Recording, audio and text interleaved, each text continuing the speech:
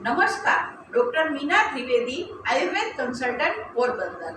આજે આપણે તેલ વિશે જોઈએ તો તેલ તો જે પદાર્થમાંથી તેલ નીકળેલું હોય એના તેવા ગુણ એમાં આવી જાય।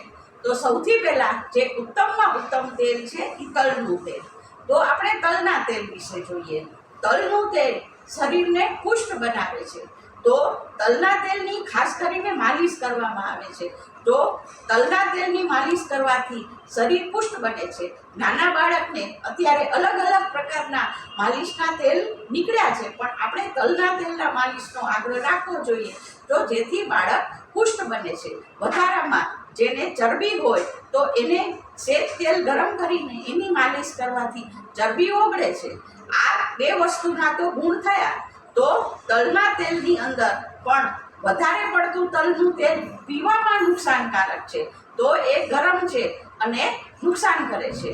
અને વધારામાં કાળા તલનું જે તેલ છે એ વાળને ખૂબ ફાયદો કરે છે। તો કાળા તલનું તેલ જે આપણે માથામાં નાખીએ તો એ વાળને ફાયદો કરે છે। ઉપરાંત તલની અંદરથી જે તલ કાઢી લીધા પછી જે ફોતરા બાકી રહે છે, તો એને બાળીને એની જે ભસ્મ બનાવવામાં આવે એ કાળા તલના તેલની સાથે નાખીને જો માથામાં લગાડવામાં આવે તો ત્યાં વાળ પણ ઉગી આવે છે। આ બધા આપણે કાળા તલના તેલના ગુણ જોયા।